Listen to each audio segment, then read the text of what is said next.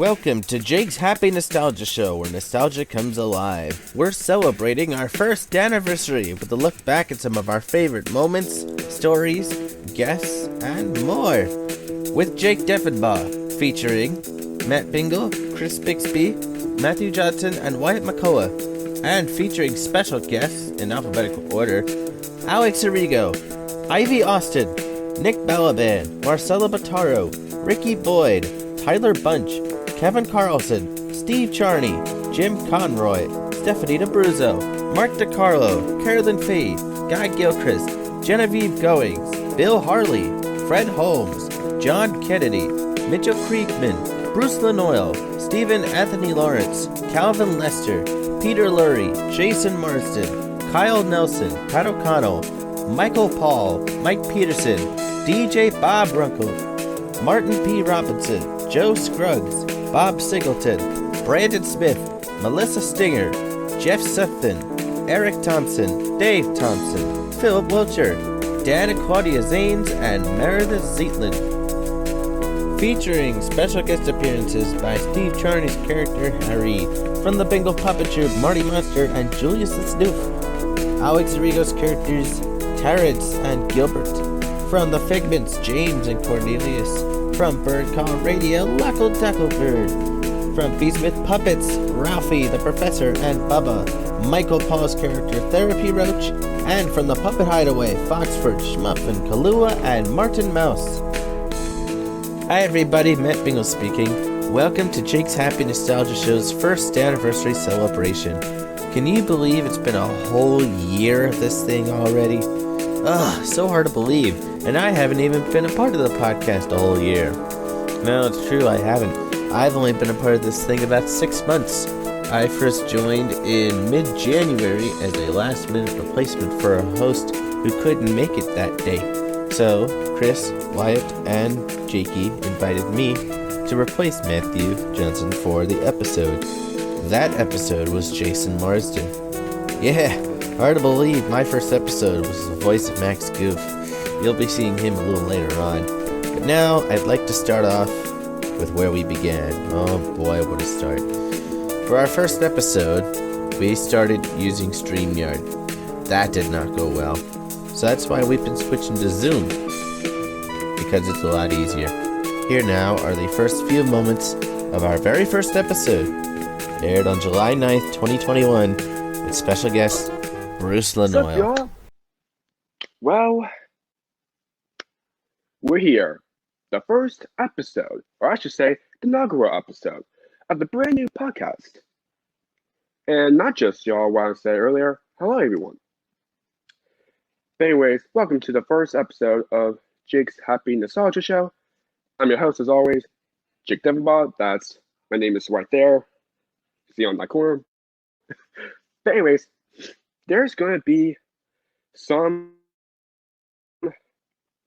crazy first episode and he also worked for a movie for a kids show that I actually remember, which is the Science Kid movie, which I think he did a voice on the character on that movie, which is actually pretty cool.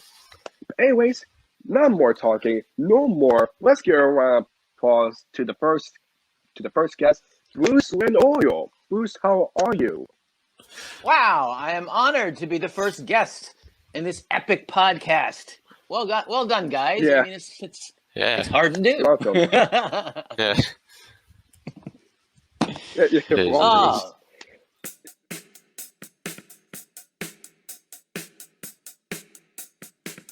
We've had some truly wonderful guests on our show over the last year, and they've told some very fascinating stories. Here now are some of our favorites.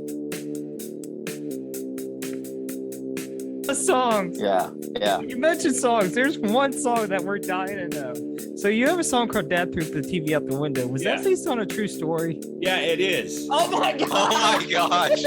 Yeah, a friend of mine, he's embarrassed about it, so he doesn't really want me to use his name, but That's he fine. and he called me up and he said, God, I'm so embarrassed. I got so mad at him, and he told me his son wasn't listening, you know, and his teenage son, he was sitting there watching television. So, and Michael's got a temper, and he just picked the TV, threw it out the window. I was like, man. Oh my! I said, don't worry, Michael. I won't tell anybody, you know. So, but it actually took me a long time to write that song, because then, like, where's it going? And mostly I was just talking about, you know, our addiction to. I mean, I wrote that song. Yeah. This song in 1987, but it's, I mean, still our addiction to our devices, you know. And Yeah. It's still good. to go Listening to away. it the first time the other day, I liked it. Yeah, no, it's still. I mean, it still works, because it's just about us not paying attention to what's. I always thought I wanted to develop an app for phones that just says "Here Now," and it's this incredible thing where you push the app and the phone goes off, and suddenly you're aware of the world around you. You know? Yeah. So, any fun experiences like from doing the Live from Deep in the Jungle video? Wow. That was shot on the same stage that Austin City Limits was filmed in Austin. Oh wow! Yeah. That's cool. That's If cool. you look around, you can sort of see that. Richard Course at Third Coast Video did that for us and did a great job. But yeah, that was done on the sound stage of Austin City Limits. We took it over for like, I think, a week. The bicycle in the bicycle song never worked in any of the rehearsals. It tore itself apart. It was a unicycle with a motor and big pedals and big legs, and it never worked. So we did 2 shoots of that video and combined the best of each. And the first audience, the bike got halfway through and tore itself up. So we only had one last chance for that to work. And it made it through the whole song. And I looked back at Pete. If you look at the video when they're doing the bicycle song, I looked back at Pete to see if he was still pedaling, and lo and behold, it worked. And that was probably, you know, of all the things going through my mind, I'm going, oh God, thank goodness that made it through the show. So we had it. So that look on my face is a look of total relief after. So anything you have from those full shows? Or example, the guitar that you mentioned earlier. Oh, I can show you the guitar. Let me go get the guitar. Give me 1 second, I'll get the guitar. Okay. No worries. No worries. Completely forgot about I got that. 2 things to show you. Oh wow. Okay. I got 2 things to show you. One thing to show you is an authentic. Oh my! Oh my God! Oh my! Amazing. That is yeah. awesome. Oh man, that's awesome. That's awesome. So this That's was like, crazy. That's awesome. it was digital, but some of them were real. And this is the real one. Wow. And then the other guitar. And then this is the guitar. The guitar is just, you know, a beautiful. Oh, that's awesome. guitar. Oh, Right? that's great. That's cool. I want to see it. Can you see what I don't know. Oh yeah, I that's, see it. Yeah, Yes. that's awesome. It's the Bear logo. Yeah. It's the Bear logo. Oh yeah, I see it. That's awesome. That's cool. Anything? By the way, you said something to one of Matt's friends, Alex. Yeah. Yes. Hey, He was hi, actually a Alex. previous guest. Yeah. Alex. There you go. She brought you up in her interview. Yeah, she brought you up in our interview we did recently. Yes, Oh wow. she's a great pal. And didn't you cover Serial Girl in one of your recent live streams, or didn't? That's right. We did. Yes, we did. That was fun. Yep, right there. There it is. That is awesome. Yeah. You can't see it, but the autograph's on around Zoe's chest. Oh, yeah, Oh, wow. Yep. That Yeah, is so you can awesome. see it. That's Yeah, I amazing. was playing with her a few months later. Get the autograph. Nice. That Yeah. is. Didn't she call Terrence something? Because she has no Terrence from Species. Oh my God, yes. I introduced Fran Brill to Terrence, and I mentioned his species type, which is a pterodactyl, and Fran Brill thought he was and I quote, a bird donkey. Donkey. Oh my gosh. I mean, it's What happened? look. It's better. Look, it's better than what Joey calls him. Yeah. I'll give Fran So, that. if you combine Big Bird and Donkey for Shrek, you get me. Oh my gosh. Oh dear. Yeah. Oh man. You also visited children's hospitals with the puppets, which I know you talked about. Yeah, that's right. Oh, I did awesome. I did some of them. I'll talk about this one story. So one time, so my father was in the hospital a few years ago for I think a couple of years. He had a pretty bad motorcycle accident. He's good now. Okay, good. That's good. That's good. But I mean, Matt, you can probably attest to this. As a puppeteer, you kind of take a puppet everywhere you go, just in case something happens. Yep. And you kind of need to pull out a puppet. So I took Yeah. I took a little certain red monster to the hospital, just to kind of surprise my dad and mess with the nurses a little bit. And then I'm just sitting with my dad in his room, and I have Elmo kind of sitting on my lap. Yeah. And a little girl, I think she was about 3, was at the desk with her parents, and I think they were signing a thing. And the door was open, and I could see her directly through the line. Yeah. And all I hear is this little girl's voice say, "Elmo." Oh wow. And I'm like, Oh. so I kind of like throw them on, and I wave to her, and the parents are like, "What are you talking about? Where's?" And I asked my dad, "Can I go out there real quick?" He said, "Yeah." So I walk out there and I start talking to her, and they're like, "Oh my God, it is him! I'm not the real Elmo, but it's." So I just start talking to this little girl, and she's laughing, and we're just having a full conversation. Yeah. And I notice her parents start to tear up a little bit, and the nurses are also tearing up and laughing a little bit. And I give her a hug, they take a picture, and they walk out. And I go back to my dad, and I just hear this lady out there saying, "Hey, where's the puppet guy?" And they said, "Oh, he's in here." And she said, "Can I talk to him real quick?" And I just went out there, and she hugged me so tight, saying, "Thank you so much." And I said, "No, I love this." And she said, "No, my daughter has cancer, and she had been coming here for chemotherapy for a couple months now, and the doctors try their best to get her through it, but she's like so scared and traumatized, and she doesn't speak at all when she's there because she's so sad and everything." Wow. And they said that was the first time they saw that girl smile in the first 5 months she'd been going to the hospital. And I said, Wow. "Oh my God." Wow. So I was like so touched by that. And they said, "If you ever come," they were like, "Please come back. If you ever get a chance, please come back." And I said, "Sure." So that's my favorite part of being a puppeteer is the connections. It's like the Carrie thing. What song did you do for Dora? Oh, I wrote about 50, but dang. Wow. What about for Gaga? None of the theme songs, I'm afraid, which I wish I had. Oh, so you didn't write the theme song? No, but I mean, I guess the best known would be Fairy Tale Land. Yes. Oh yeah. Yeah. Wow. Actually, no. What am I saying? I actually was nominated for an Emmy for Noche Buena, so that's what. That's awesome. Wow, that's awesome. That one got sung by India Arya in Thanksgiving Day Parade, which was pretty cool.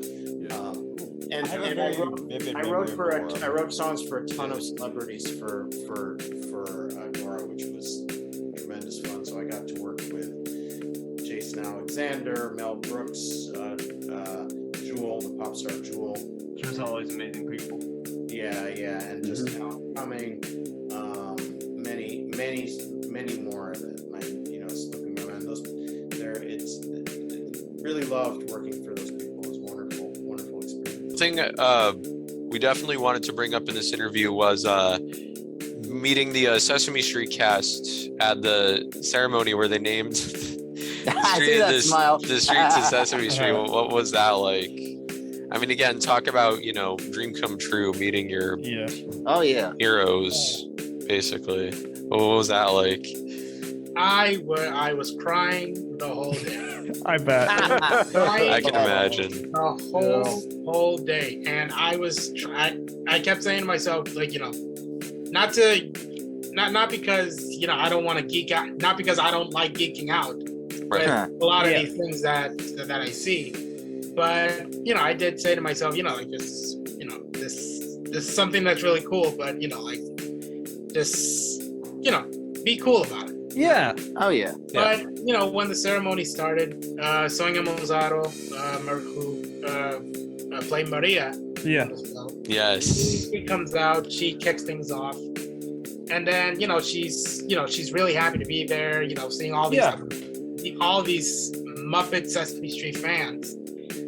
And through my peripheral vision, I see Big Bird walking down. He's looking around, waving hi, like, "Oh, everyone, thanks for coming. Great to see you." And so I just see him walking down, making his way to the stage. And at that very moment, I just started crying. Oh, man. I started, like nostalgia just hit me on the head like a bag of bricks. Yeah. I am just crying my eyes out because A, nostalgia, B, inspiration, and C, it's really like reconnecting with an old childhood friend. Oh yeah, For sure. So Big Bird comes out, and then Eric Jacobson with Grover. Yeah. And I thought to myself, what is going on here? Because I didn't expect this. I thought it'd be like a fun little ceremony. But no, I see Big Bird come out, and then Eric Jacobson with Grover come out. And then I look over to my left, David Rudman, Tyler Bunch, Pamela Sierra, Ryan Dillon, Carmen Alvar. Oh my God! With Rudy, Grungetta, Rudy, Cookie Monster, Elmo, whoever. So many. Where are the friends? Yeah, we are. I mean, I honestly feel like I'm gonna cry right now, but just thinking back to it, because it was such an amazing moment. So, how do you get to draw the Muppets comic strip? Yeah. Well, so we have a 3-day cast here. Is that so I can tell the whole story, or? Yeah, go ahead. Sure, go for it. We got time.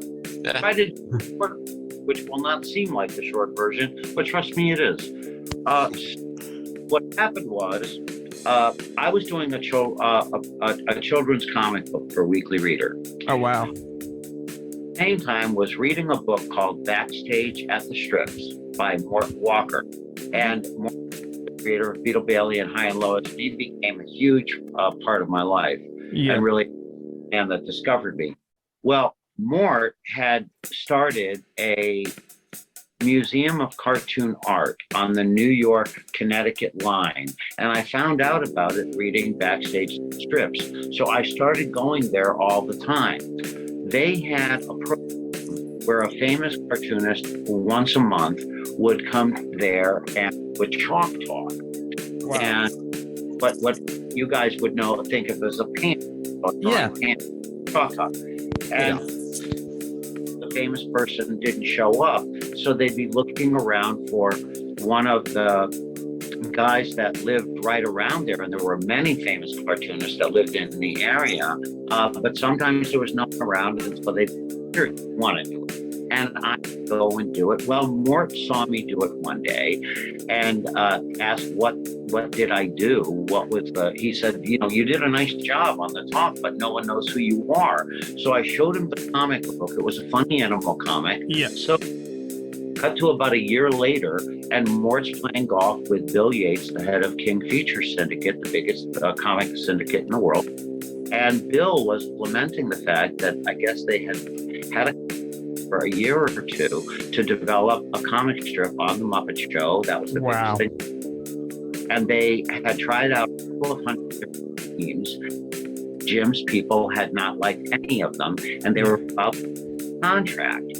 And Mort said, that's a frog and a pig, right? Well, there you go. And of course, one of my favorite things I love to talk about is that I met the Muppet Performers back in 2015. Yeah, that's right. Yeah, and I got to do a workshop with Sesame in 2017 when I was about 19 years old. That's right. And from there, it progressed on to workshop after. My friends like to joke that I did like 900 workshops. I only did 3. So yeah, and then it progressed from there. And at the end of 2021, I got my first job with the Muppet Studios. Oh wow! And about And about 2 months ago, I started working with Sesame, so I'm a Sesame puppeteer now. Oh no! Really? That is awesome. Oh my gosh. I did not know. That's That's amazing. That is awesome. So That's congrats. awesome. So happy It's for been you. a crazy. Thank you. It's been a crazy 15 years. My favorite thing I ever did for Barney was actually a home video called The Land of Make Believe. Yes. That is an amazing video. We watched it a few days ago. Yes. Oh, I'm so glad. Amazing. It was definitely the most fun thing I did, and I bet it was the most challenging. We spent more money on that show than we spent on Women at Universal. Yep. Yeah, Carrie. It was also at SeaWorld, right? I'm sorry? It was also filmed at SeaWorld, right? It's actually an adjunct to SeaWorld called Discovery Cove. Yeah. Discovery Cove, that's right. Orlando, yeah, SeaWorld in Orlando. It's right across the street from SeaWorld in Orlando, but it's its own park. Yeah. And it's an amazing place. You can swim with the dolphins. You can do all kinds of things. Yeah. But, Which they did for the video. Absolutely wonderful. We shot that at Discovery Cove. We also shot at Universal Studios, and then Universal Studios has an adjunct called Islands of Adventure. Islands of Adventure. That's right. Yeah. And so we shot it at 3 different parks. Oh wow. And it was Carrie actually got to be in the video himself. I'm sorry. Yeah. Carrie got to be in the video as himself. How'd that? Was that your idea? Was that your idea? Yeah, because he had always wanted to be himself in a show. And I said, okay, here's your chance, because I need a guy for the opening to come running through the opening scene. And I said, come do it. And he loved it. He had a good time. That's awesome. You know, that video is great. It would have been cool to see like Barney do more videos where they film at like a place like Universal, because we watched that a couple days ago, all of us, and it was just really good. I love seeing like. Yeah. I love the reference to Jurassic Park. Yes. This little. Yes. I don't know if you know this, Chris, but there was a time where the DJ Bob show was a punk rock show. Oh wow. And I did not know that. We were interviewing punk rock bands and stuff, and then sometime around 2012, I interviewed Noel McNeil. Oh wow. Yes, Nice. it was amazing. Yes, definitely. And I interviewed him on a version of the show that wasn't the podcast. But once he heard about the podcast, he came up with the tagline, "Archiving Your Childhood," which was our tagline for 3 years. You were there during that era, Chris. Yeah. But that's sort of how it got started. I know it's a long story but it's fine. Yeah. I know you were a part of something for Sesame Street, which we were part of the collaboration, which is for a song that a band called REM did, which is called for Happy Monsters. I didn't know what you were talking about at first. I love how you call it a collaboration. I just got to sing. I didn't write the lyric. Chris Surf wrote those lyrics. We'll get him I didn't get to write the lyrics. I didn't have any input on anything. I just got the gig. Puppeteering either.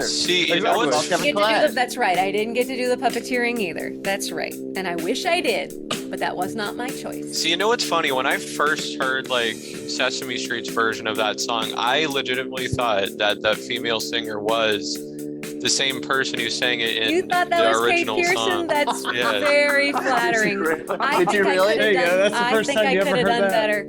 I was coming down with a cold when I recorded that, and I always feel like it could have been better. It could have been better. It was just the best I could do at the time, so that's very flattering that you say that. I appreciate that. Thank you. I was very lucky, not just lucky to get to do it, but to actually do it in the room with Michael Stipe and Mike Mills.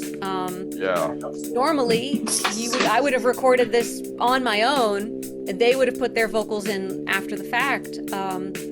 We all sang it together, and Dave Connor, the late great Dave Connor, was right there with us, and I can't believe still that I was in the same room, surrounded by, we were divided by these sound walls, so we weren't standing right next to each other, but I could see them through these little plexiglass windows in the sound walls. And wow, that was but again, I was on antihistamines, so I was so nervous about getting it right and not sounding terrible that I couldn't really take it all in, and I didn't gush enough to them because I was a big fan. But Yes. wanted to play it cool, and they were great. They were so great.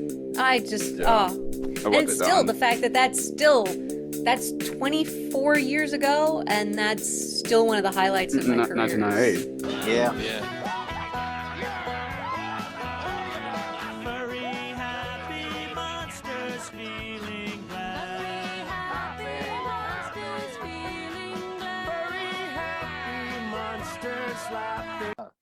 And you met Mia's Puppet Corner through the workshops also, which is amazing. That's right. I did. She was about, I think, 15 or 14 years old. The youngest person, she's phenomenal. She's great. I mean, I like to give her crap about the workshop a lot of the time. You know, initially for Sesame workshops, you're usually not eligible to be in them unless you're like 18 and over. Yeah. Right. But that proves how good she is. She is. She's phenomenal. But I was like, who the hell is this kid? Get in the back of the line. We've been waiting for years. No, she's great. I love Mia. I know Matt had a question about the game show you mentioned. That game show, for those wondering, was Sail of the Century, one of my personal favorites. One of them was what, $115,000. This was 1985, folks. That's $2 million. What was that experience like? I had just and was broke, like college students are, and I decided I wanted a convertible because I'd grown up in Chicago, and here in Los Angeles, it's beautiful 95% of the time. And I've always wanted a convertible. So I decided, all right, I'm going to go on a game show and I'm going to make enough money to buy a used convertible Rabbit, which was an old Volkswagen car. So I'm thinking maybe $7,000, $8,000 is what I needed. And I went on and I went down there 3 or 4 days and didn't get on the show. They if they're going to need 10 contestants for a day, they'll have 30 there, and you sit and you watch, and then they randomly call your name and you play the next game. So I did that 3 or 4 days in a row. So by the time I went back for the day that I actually got picked to be on the show, I was bored of the process. I wasn't intimidated by the lights and the cameras, and I knew I watched how it all worked, right? So I wasn't nervous, which I think a lot of, and plus I was a performer. So a lot of people, when they go on a game show, they've never seen cameras or lights, or you get nervous, and I wasn't. And we shot 5 shows on day 1, and I won them all. We shot 5 shows on the second day, I won them all.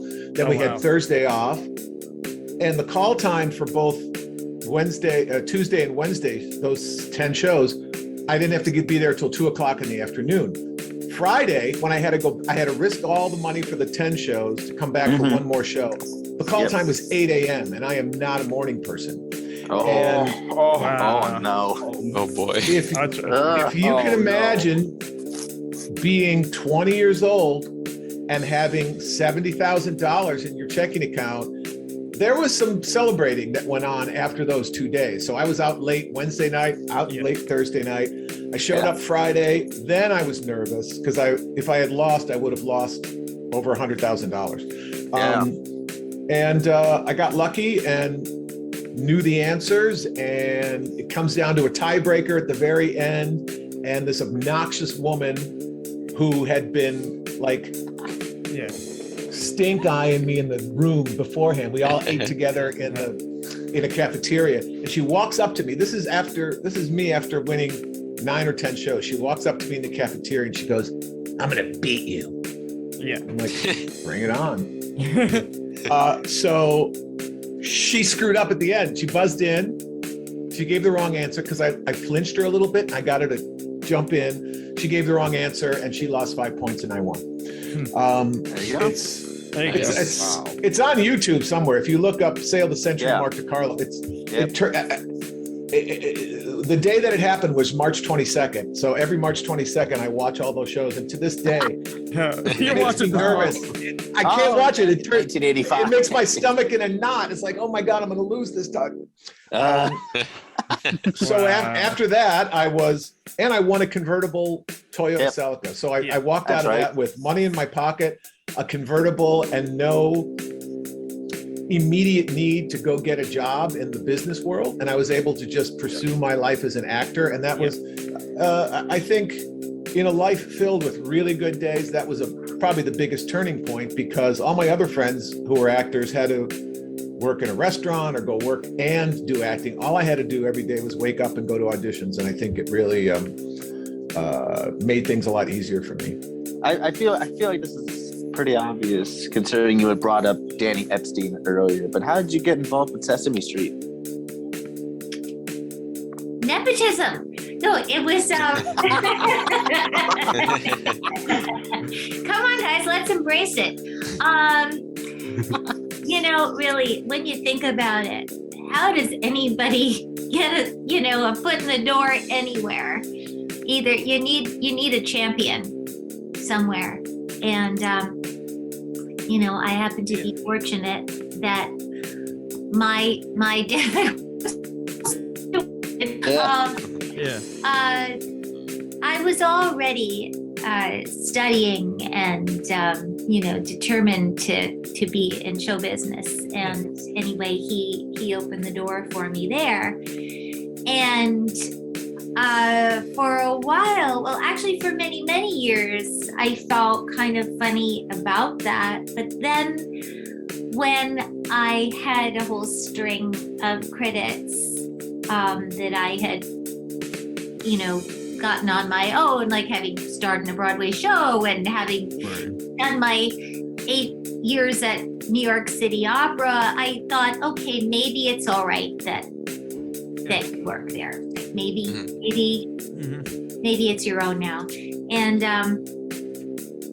anyway, Sesame Street obviously has always been very close to my heart, whether I was working there or not working there, because my dad was part of the original team, and That's right.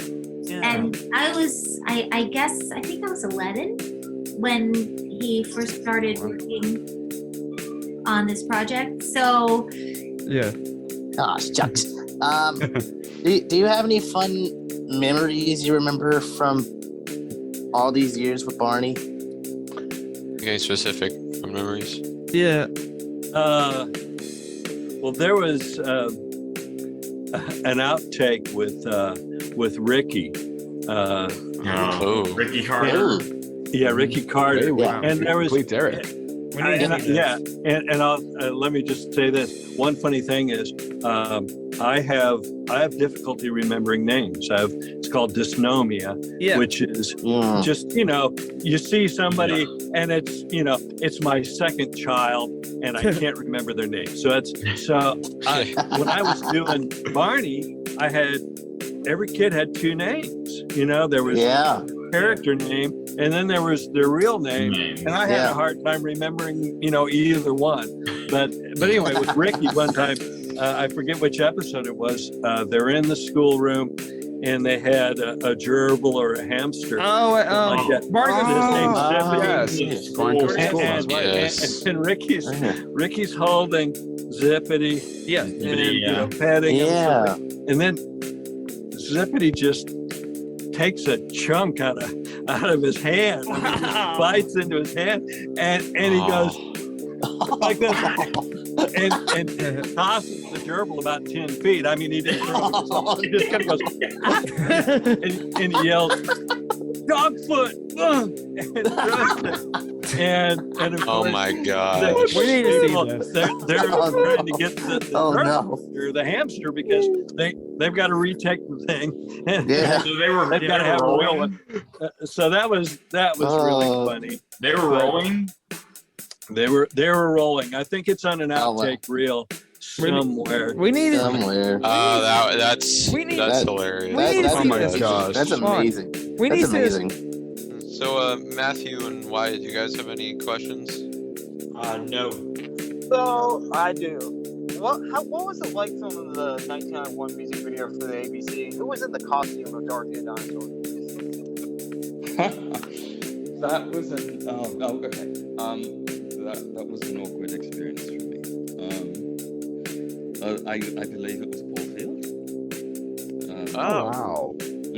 I believe so. I can be corrected on that, but I believe it was Paul Field. And I think if you look at the Dorothy dancing in that and look at the cockroaches, you might recognize some of the moves.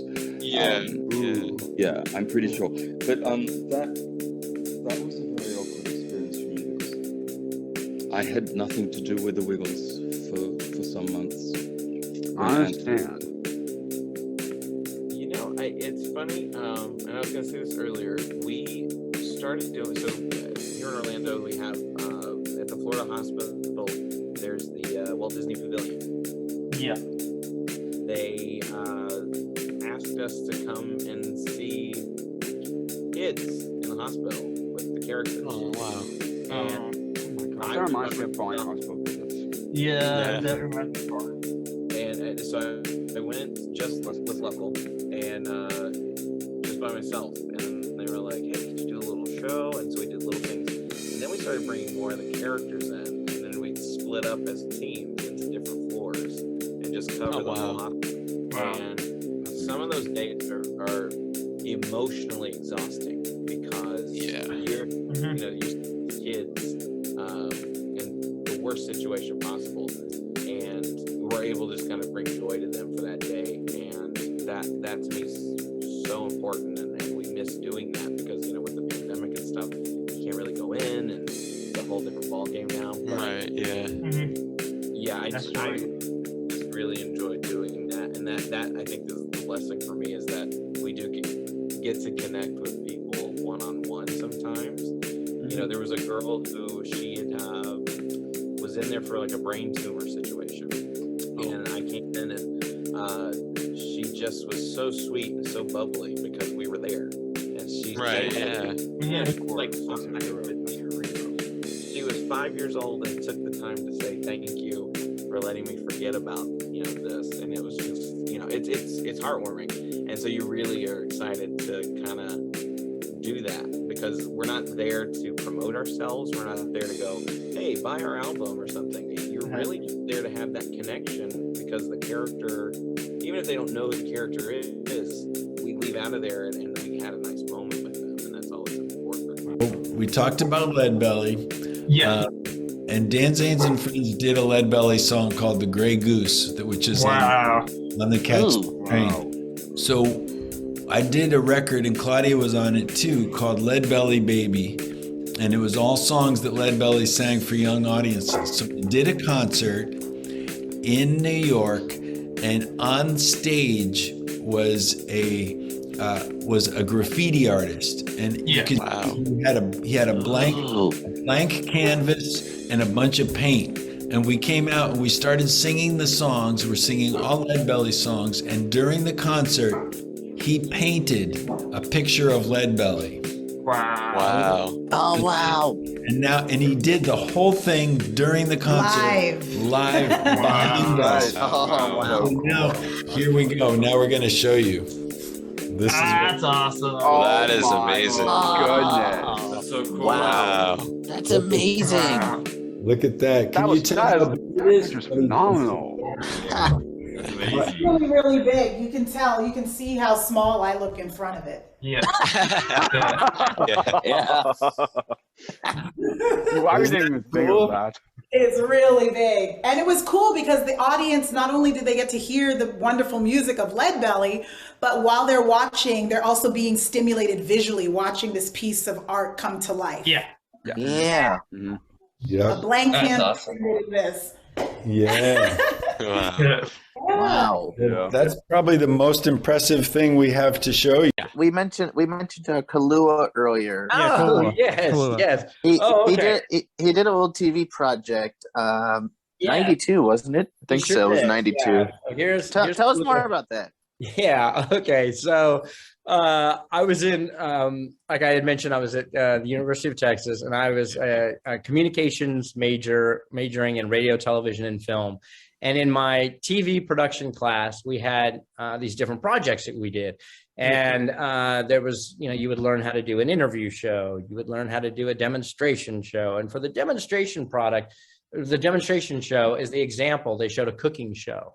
Yeah. And they would say, okay, you set up your items in front of you. You have 3 cameras, and they explained how you did it. And then you had to go and produce your own show. And you were you had a person who was demonstrating a product. Well, I was like, this is my opportunity to create a pilot for my own children's television show. So I created the show Kahlua under that project title. And the little product they were doing is he was learning about how telephones work, and they made the phone together. Oh, wow. And I even created his own little theme song.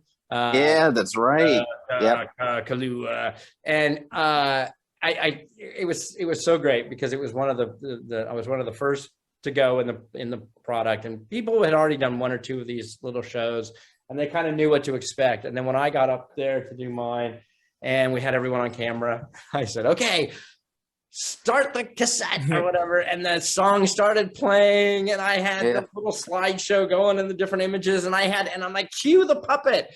And everyone all the other students who were doing the production were just in shock, going, what the heck is this guy doing?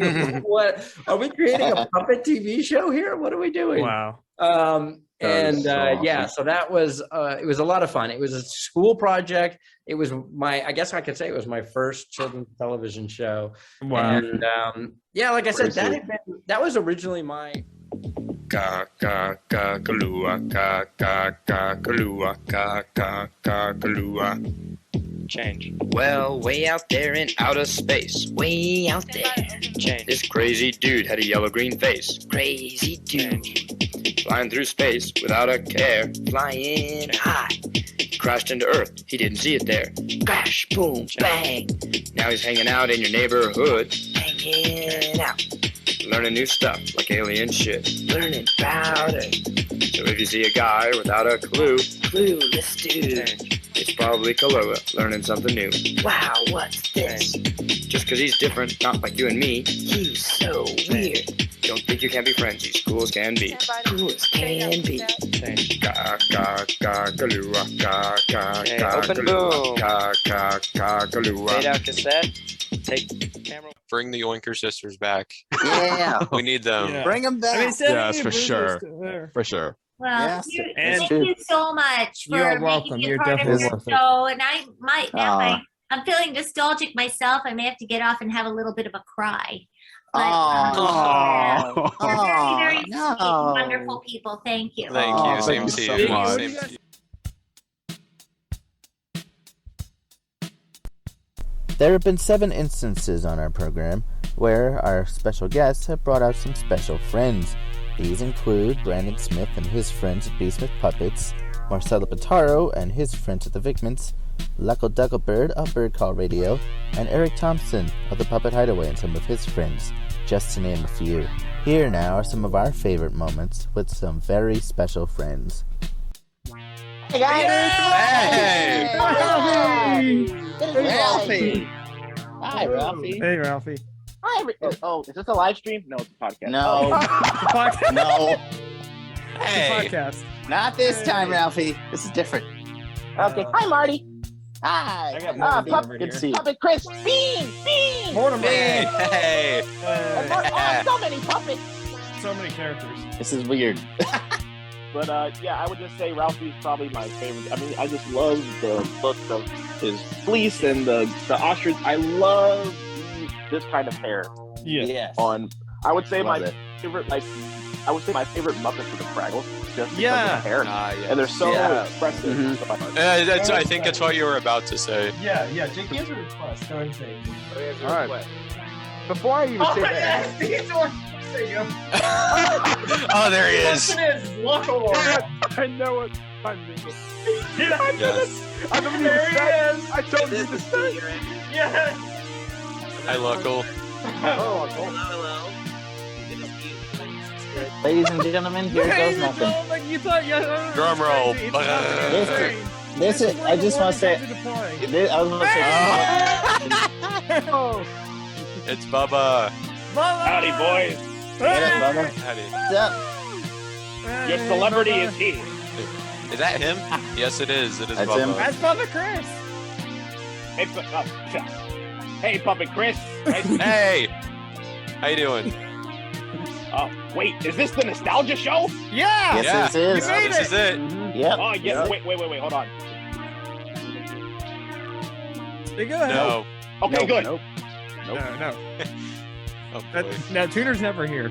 I'll just cite a couple examples. And I know Xbox for podcast. Yeah. There he is. There he is. There is something. I just realized you guys. We'll ask him about controlling puppets, and then we'll see him. No, Jake, you put that question down either way. That's his fault. But one of the things is when you have a glove, you know, the glove is controlled by the human hand. For those of you listening, I'm using a hand and glove puppet. Yeah, for you. Yes. Right. Yes. Yes, for those listening on audio. Glove yes. is a controlling hand. This is similar to like Fozzie Bear, Ernie. Yeah. Yeah. Yes. Right. Yes. Yes. And what's really nice is that, you know, you get to do all sorts of gestures. Also, when you want to handle, props and things, it's much easier. Handling props and dealing that with a rod puppet is very, very difficult. Yeah. Yep. And, Yes. in fact, I've been trying with the Puppet Hideaway to do little kitchen segments. You know, cooking shows are very good. Yeah. Yeah. Well, you realize you can't like pick up a spoon. You can't mix products in a bowl. It's very limiting. Yeah. One of the other nice little attributes with Foxford was when I created the puppet, I wanted him to have full range of motion in the head. So I actually had his little torso is separate. Yeah. His yeah. head, right? So he can actually, I mean, it's a little creepy, but what this does is this allows him, Oh, wow. to really be able to turn, because very often you'll see, like if you want to turn your head, I think you'll demonstrate that kind of the whole puppet kind of, goes along with them. Yeah. So it was a lot of fun. Absolutely love that. And he has his new nose. I got a nose job. I was about to say, Ralphie originally didn't have a nose. No, Yeah. I couldn't smell anything. Right. Now I smell too much and the world stinks. Just kidding. Oh my god. And don't mess this up. I'm not going to mess it up. You promise? Yeah, no. Very good. Now, repeat after me. Yeah. Say Charlie cheats at checkers. If Checker cheated Charlie, truly cheats at checkers when Charlie cheated chess. Go ahead and say that. Charlie cheats at checkers. If Checker cheated Charlie, truly cheats at checkers when Charlie cheated chess. Go ahead and say that. All right, we'll take it slowly. Charlie cheats. Chuck E. Cheese. No, Charlie cheats. Charlie cheats. Charlie cheats. Charlie cheats. Charlie cheats at checkers. Charlie eats his checkers. No. I'm sorry, guys. Charlie cheats at checkers. At checkers. If Checker cheated Charlie, say if Checker cheater. If Trick or Treater. No, Checker cheater. Checker cheater. Chicken chopper. Checker cheater. Chicken cheater. Checker cheater Charlie. Say Charlie. Steve Charlie. Charlie. It's Checker cheater Charlie. Yeah. If Checker cheater Charlie truly cheats his checkers, truly tore trousers. No, truly cheats at checkers. That truly cheats. Truly treats. Truly cheats at checkers. At checkers. When Charlie cheated at chess. There's cream cheese on your chest. No. When Charlie cheated at chess. When Charlie tweak his desk. When Charlie cheat at chess. Who's gonna cheat at chess if he's cheating at checkers? A dirty rat! Oh boy! Do it, I did it. See the motto of the show, folks. You talk about puppets, you bring them out. Yep. No, you talk about them, they appear. Talk about them and they appear. There Just randomly appear.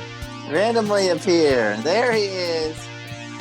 Oh, For those listening on audio, you're gonna have to switch to the video. Watch the video. You may as well just stay at the video for like every single episode at this point. Yeah. You might as well. Anyway, hello, James. Hi, James. Oh, hi, Marty. Good to see you. Good to see you. Yep. So, James over here. He was He was the first. He was the first puppet I ever built. Yeah. My mom actually taught me how to sew by hand. Oh wow. So I always sew by hand. I'm still learning how to use a sewing machine. Yeah. That's what he's trying to do. Learn sewing by hand. Yeah. So yeah, he's been around for, like you said, Marty, almost really a decade. Almost 11 years now, I think. Yeah, almost 11 years. And he was the first one that I ever built. Wow. Yep. So a lot of my characters in the beginning, they just had this simple sock puppet like head. I mean, James, basically, he does have that Kermit the Frog kind of head. Yeah. Which I love because I've always been fascinated with Kermit's facial expressions. Yeah. Oh, yeah. So with James, I could just, have him go like that. Yeah. That's awesome. Good. I like that. Oh boy. They already had some things to say to me. Yeah. What's with the nose? Well, I got told that. Well, apparently I get compared to the count a lot because of my nose. Yeah. Oh, can you do a good count? 1, 2, 3. That was one bad impression.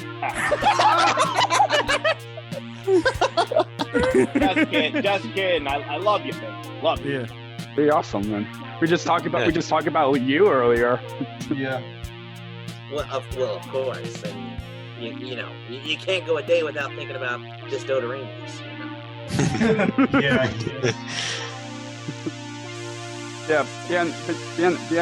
Nice seeing you. Oh, it's good to see you. Thank you for having me. I appreciate it. My pleasure. Yes. You're welcome.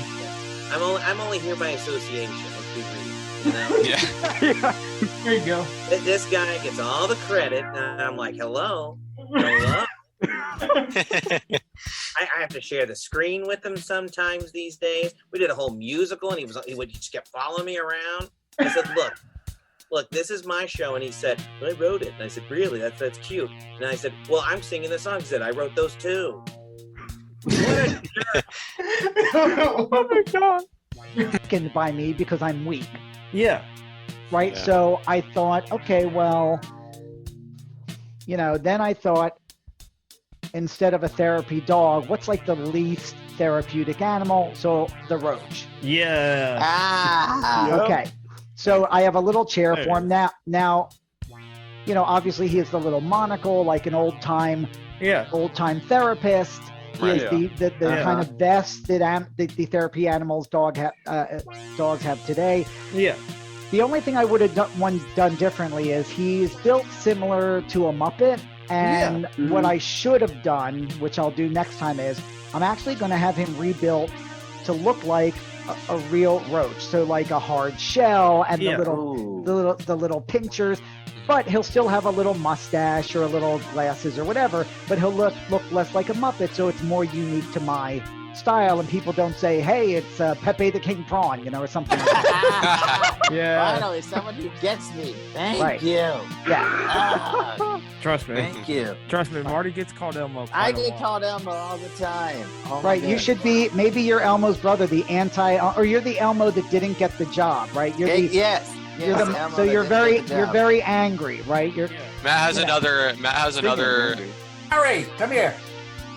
Here he comes. Wait 1 second. Oh my gosh. Come here, man. Holy cow! What's going on? Well, these are our new friends. Stop. They're not ugly. Man, that guy's looking at me. That one right there. Stop it. Oh boy.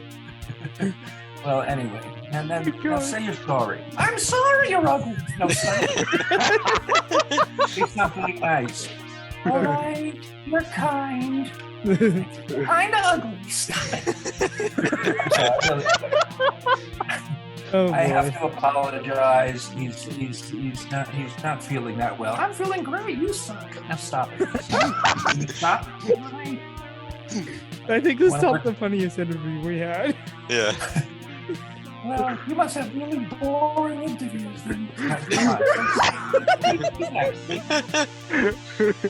Yeah, You he don't has get a lot paid of enough for this. You don't get he paid hates at all. Skinner as well, even though he hasn't met. We don't get paid for this? No, blame the No. host.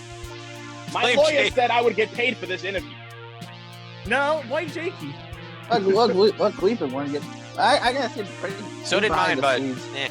eh. I gotta say, even Matt's parents have been asking me, "When are you getting paid for this?" Yeah, they've even asked me, "When are you getting paid for Same, this?" same with his grandma. Yeah, she's definitely asked, when are you getting paid?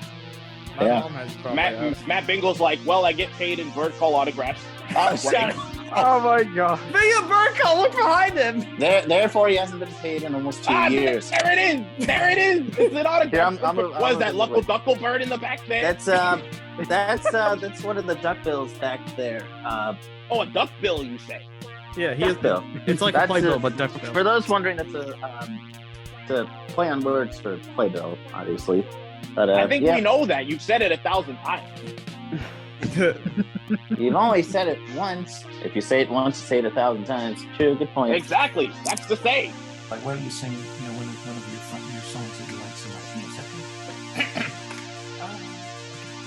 God bless my underwear.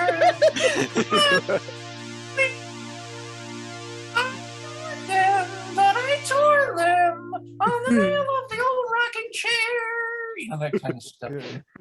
Row, row, row your boat gently down the stream. Kick the teacher overboard and listen to her scream. So, I love those kind of songs. Anything that makes fun of. That's awesome. Yeah, those are just awesome. You folks think that was interesting. Wait Yeah, till you see Muffins this. amazing. Oh yeah, Kurt. But yeah, There he is. Hey, there he is. So there was a couple of things with Schmuffin that was, again, when I was designing these puppets, I was sort of playing around with different things. This guy, his little hand, I actually put little metal fingers in there so that I could, put his little fingers in different little positions so he can point. And, the theory being is that he could, I could put something in his hand and then wrap his little fingers around it. And then, okay, so this is a fascinating little thing that I came up with. So what this is these are 2 ping pong balls. Yeah. And I basically attached little metal armatures to the end of them. Oh, wow. There's a metal piece, and this is all coat. I'm a big guy about coat hanging, right? That was my little tool of choice. So these little eyes basically spin on, a little rod, right? And so I put half of the little cover was the little eyelid, and then so then that's how he can close his eyes. That's so cool. Oh wow! Yeah, he can wink at you and give you the little hello, which is a little different than a lot of the puppets you see. Yeah, they're actually controlling the eyebrows or the eyelids. Yeah, the eyes. Oh wow, This he's one, awesome. The actual eye itself. This is the whole eye. And your Blue's Clues impressions are amazing. Oh yeah. Oh yeah. My Mr. Salt impression. You want to hear it? Yeah. Of course. Oh, okay. Okay. Picture Steve is here, and there's a plate of French fries. Right there. Yeah. So it's like, I gotta do the walking sound. All right. Oh, Steve, what are those French fries? Hey, what are you doing?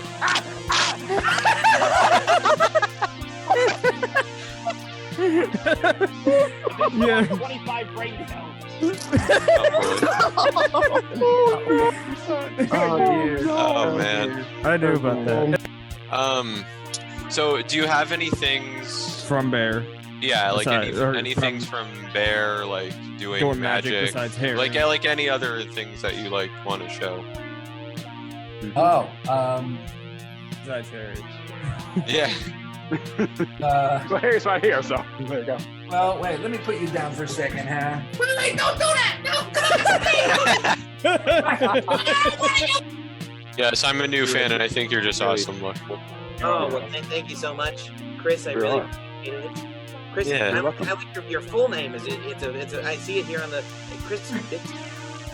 Yeah, that's. It sounds like that you're a private eye. There you go. Like, come in the room, you go, Chris Bixby.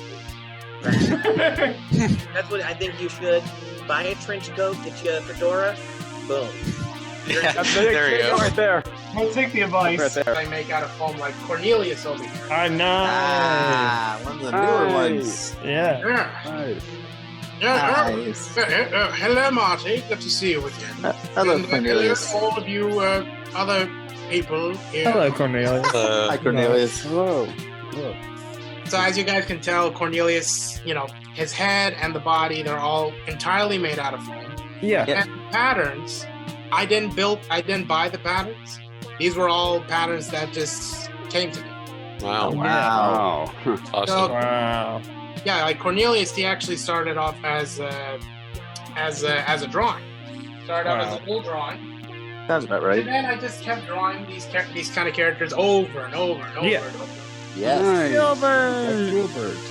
Which is made by the same puppet. Hi, Gilbert. Gilbert. Hi, everybody. I heard it was Empire time over there. Oh my. Oh my gosh. That's funny. Oh, man. Let me explain this story. I'm sorry, guys. No. I'm sorry this little frog has to talk to you. No, it's fine. It's fine. You gotta explain the context behind that anyway. Yeah. I will. For Gilbert, I feel like I want to have the idea, I've been playing to do original characters, but I feel like, why not get more original. And I feel like I've been seeing most of, Avery Jones' characters that he's been making, and I feel like Hello, Alex, and I'm glad you're watching and listening to this because you're so lucky that I am I'm saying hello to you. I know, what an honor, right? And Matt Bingel, Matt Bingel tried to show up and poop on his car. It was weird. I said, you're not a bird. He said, but you said I'm an honorary bird. I said, you can't poop on people's cars. That's my thing. The world is my toilet. I'm gonna check that was me. he's gonna watch this and say, no, I didn't. The nerve. Yeah. I couldn't believe it, but it is what it is. He did what he did. Ugh. Yeah. Hopefully they agreed it. No, I think the question. Well, actually, Harry, I do have a question. What's it like working with Steve? Yeah. Oh, man, it is so hard. Not that hard. You're hard. Explain it. Oh, yeah, he doesn't feed me, doesn't give me much air. I'm freezing a little air hole. And it is difficult. Let me take me out. Doesn't pay me crap. Stop it. No, come on. I pay you a little bit. A couple of hogs a week. Yes. Anyway, no, it's really fun. No, go ahead. Tell them the truth. It's all right. That's it? I made you. I created you. I'm like your god. Gosh. Anyway, yeah, he's fun. You like working with me, don't you? Yes, I do. Yeah. And then I guess the other type of puppet that I'll point out to you guys, which is pretty fun, is there's rod puppets. And you see the Choosers and Fraggle Rock or kind of little rods. So this character, you're like, wait a minute, I haven't seen him before. And so this little guy is a little guy. And I'll give you a little secret reveal. So this was made out of, these are just coat hangers, right? That I bent into the little shape, and I bent them into little L's, right? So there's two little L shapes. Yeah. And by pulling the two little coat hangers back and forth, right? That's what causes the little mouth to move. What? So that's what gets That is amazing. That is genius. And people tune into the video version if you want to see this. Yeah, you'll need to tune in the video version for this. Oh yeah, for sure. I'm demonstrating a little rod puppet, and the little rods control the mouth, so my hand isn't up in them. And then also the torso. Here's another little trick for you guys. This is just a soda bottle, right? Oh wow! So what? I just popped cut the top of the soda bottle off, covered it in fabric. This doesn't even take like sewing or anything, right? This is, you just stick that sucker on there, throw a couple of little feathers on the top. And then I put a little, again, my favorite coat hanger product. The bottle. That's so cool. That is Oh, wow. amazing. Wow. There you go. I'm giving you a little how-to with puppets. But anyway, he's a lot of fun to control. And then, of course, then the little head key can pop up and down. Yeah. That's awesome. Cool. That's really cool. I had them all put to the side. I was like, I have a feeling they're gonna ask where these characters are, so I gotta put them. I got it. See, it's just like Eric Thompson said. Maybe you can talk about. Maybe they'll show up, right? They are here! Yay! Hello, everyone! I know the last time you seen Jakey, you got him with the Blues Clues impression of Steve Burns. Oh my God! My Steve Burns impression. No. It went a little bit like this. Yep. Yeah. I'm wondering, Brandon, Oh how my in the world you God. got his wig back on? Well, they have safety pins in them, so I can just stick it back. In his okay. head. I did a sorry, I didn't see him bite his. So no has to see. It's so great to see everybody. How are you? Great to see you too, Martin. Never met you. Actually, yeah, I have met you before. I was on the Hunter show. Bingel I Live. don't think I've met you before. And so Martin Mouse is one of the he's from the same manufacturer as Marty. Philly puppets. Oh wow! Yeah, Mortimer is also here. So this is one if you guys want. I think he's a good one to start out with. Or actually, I agree that the monsters are really good puppets. Yes, monsters are really good. And this is where I can show you that products. These puppets are nice because they're full bodied. I always love the Yeah. fact that they do a really nice job on their little shoes and everything. And then the other thing, when you're looking for little outfits for your puppets, I think you may find that children's apparel is sometimes too big. So what works really well is having using pet clothes. So this is actually a little sweater. Oh, wow. And then you can tell, because the animals are sort of interesting shapes, they have they're designed in certain ways. So this is really nice because then you can have the full sweater in the front, but it's only like the half sweater in the back, which allows you to hand up in there. He's awesome. Anyway. Well, look at these guys. They have nice hair. They do have Thank nice you. hair. Coming from each nostril. Well, thank you. Thank you. Hair coming from each nostril. Look in my eyes and say you're sorry. Every time I look in your eyes, all I see is the back of your head. Come on. You know why his mother called him Steve when he was a kid? Because she couldn't spell. There you go. Similarly, we've had guests who have done puppeteering work over the years, or voice acting or whatnot, and are recognizable by their voices. Here now are some of our favorite moments from those voices. Doozer, Bailiff Doozer, that's right. Bailiff. And I think my Bailiff Doozer was down around here somewhere. Yeah. Guys, this is 40 years ago. Here, please welcome my dear friend Brandon Smith. Brandon, happy to have you here. Oh, thank you, guys. Back in my jungle, are you still able to do the voice of Bruce the gorilla? Oh, you bet, yeah. I wanted to come down from what Frank was doing. Frank put Babu sort of up here in this kind of a range. Yeah. And so we needed a contrast to that if this is going to be Abbott and Costello. And so I brought Bruce all the way down here. There you go. And I still remember the very first read through, sitting around the table on day one of shooting. One of Bruce's lines was, "Oh, I didn't think I counted," and the next part of that scripted line was "ha ha ha," meaning the character laughs. Yeah. Now, one of the first things that an actor learns way back in drama school when you're a kid is that you see "ha ha ha" in a script. That's actor's choice. Yes, you're supposed to laugh, but you choose how to laugh and you choose why you're laughing. Yeah. So I'm a gorilla. I'm a big friendly gorilla. I saw the words "ha ha ha," but wait, what came out of my mouth instead was, "Oh, I didn't think I counted." That's awesome. And actually, my inspiration for that was Andy Serkis's performance as King Kong. Oh wow! Are you still able to do the voices of them?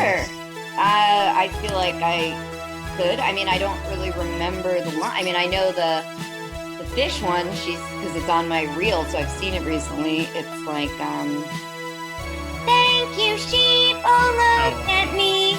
Right? Yeah. Nice. Which is what I'll be. That's the best I've ever seen. That's awesome. Nice. There's a... Oh wow. I can do all the voices, I believe. I remember some of the songs too. Oh wow. Well, maybe I don't remember them. I should remember them. An elephant always remembers, right? What about Mel? It's been too long. I'm sorry. Oh no, it's okay. It's okay. I think that's what I sounded like. Does that sound right? Yeah. That's amazing. It's been a long time. Yeah. And Mr. Knox. Oh wow. Oh yes. It waits for us, my friend. Adventure awaits around the very next bend. That's awesome. What about Mel? Oh, Mel. Let me see if I can think of a phrase Mel would say. Woof. Good, sweet. That's awesome. Congratulations, you won a prize. Yeah, but Jackson. No, yeah. I can do Mr. Salt at any time. I love it. Wow. It's a great guy. I've been around for a while. What do you guys have to say to your fans? Well, it's let's see. Actually, I have an old telly upstairs, and I have Slimy the Worm upstairs. But I probably down. They just in shitty shape. Oh no, Oscar, what are we gonna do? Yes. Supposed to do something today. I'm supposed to read your letters, but I can't read this letter out loud. This is a damn letter. Oh, Oscar, what are we gonna do? Yeah. Oh my God. Oh, Winslow, right. Yeah. Man, I missed that. She was awesome. Yeah. Fergus, one of my characters, he was in the audience, I guess the gathered crowd, the audience will say, of a Fraggle hockey type game. He was this sort of a bucktooth character. And I think he just sort of this is a fun game, I think. Well, how about you? I think just kind of like that. I can barely remember doing that. And I was a little bit more featured because I got to be the voice of like a race announcer when some animals were flying around, and then also the Capuano turtle. Yeah, I guess, which I didn't know what to do other than just do Rough Ruffman's voice. Like my Rough Ruffman voice, which is basically my voice, but a little more, up, but really not too much different. You'll notice in the first few seasons of Rough Ruffman, like the first couple of seasons, it's more me, even more relaxed and talking as myself. And then for some reason, the producers over the course of time, because they were, skewing to a certain age, they wanted me, they used to have a direction called, we need more giddy rough, more giddy. It's always like a lot more up this. It's like if you watch early, I know, every time I would get the giddy note, I would pull my hair out. Because I'm like, he'll be excited when he's excited, and I want to be normal when I'm normal, but the thing about not being the producer or the director is you don't get to make that decision. So you do what they say, and in the end, they were right because it worked. It was a good show. Yeah. Anyway, can you still do the waffle voice? Let's see. Well, yes, indeed. Oh my God. Yes. It'd be amazing. It'd be amazing if you have them right now and then just waffle here. Yeah. Oh my gosh. What does he say? Wiggle your camel-monkey ears. Yeah. Imagine this. If you watch the videos of the show now, then you'll know, because this is just here. I need money. I'm surprised they were watching. Canine dog show host, successful, is willing to work. I'm surprised Uncle McRuff-McTosh didn't have any last words. That's This the thing has worst. a Jim voice. That's for the worst Scottish accent in the history of all Roofy. That's terrible. I've never watched the show. They don't have it on the old BBC out there. So that's it. Just watching cats. All right, fellas. That is Thanks for leaving off with like my worst dialect ever. In fact, I think you're the biggest Disney fan of all of us here. Okay. Go for it, man. What you got? All right. I think the most popular role you have out of any of them all is, of course, Max Goof. How did that come about? Well, that's so yucking nice of you to ask, Matt. Yes! Oh my gosh, yes. Yes. That is awesome. Here's the funny thing about this. He's friends with a lot of Disney people, and they're probably watching this. Yeah. Yeah, well, Matt and me and PJ and Bobby, we're going to go see Power. Great. My dad's going to drive. Yeah. Oh my That is god. awesome. Oh my god. Snuffy, Matt, you know what I'm waiting to do. Matt actually has another friend that gets called Snuffy quite a bit. Oh, it's my turn, huh? Bingo on his stream, Bingo Live. Oh my gosh, here we go. Here he is, ladies and gentlemen, it's Julius. Hello. Gotta hate that. You gotta hate that shine. Hello. He gets called Snuffy quite a bit. I do. It's a nose. Yep. It's a nose. Yep. That's good. Yeah. Yep. Yeah. It's a nose. I get called Snuffy. I get called Snuffy a lot. Yeah. Hello. He's got the big eyes and the fur is about the right color. The green hair is it's a dark purple. If you took off the green hair, it would be a little snuff. I do kind of need a trim a little bit, though. Yeah, he does. Get some practice on it. Oh dear, practice. Oh my gosh. What are we gonna do now, Bird? Yeah. What are we gonna do now? Oh dear.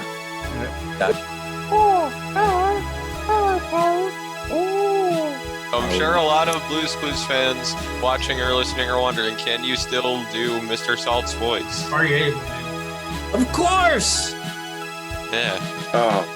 Hold on now. Y'all should know Elmo's father, Louis, is based on Bill Beretta's impersonation of Louis Prima. That's where that comes from. So he sounds like he's from New Orleans. Hey, son, how are you today? It was a beautiful day in Word World.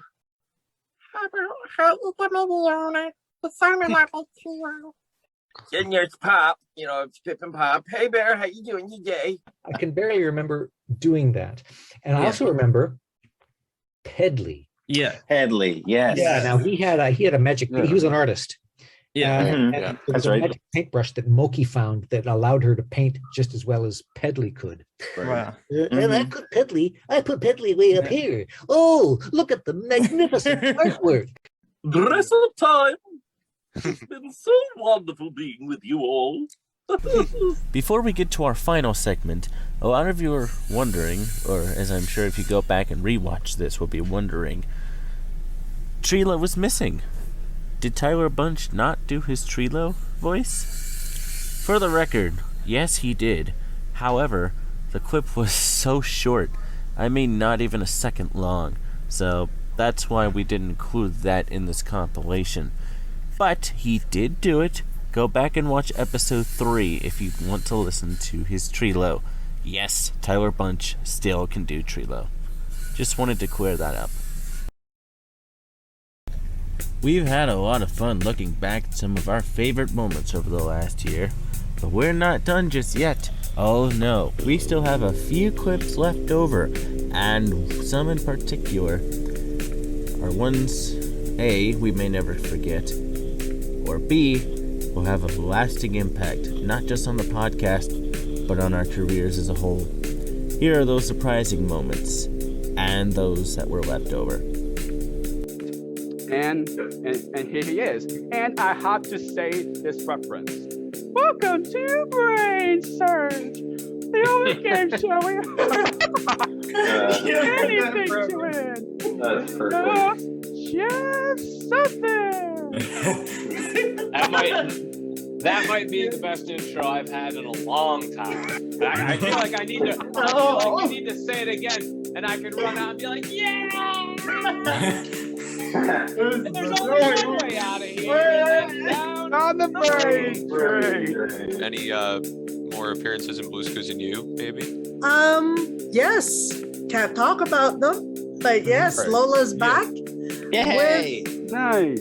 With other grandkids. Oh, that'll be awesome.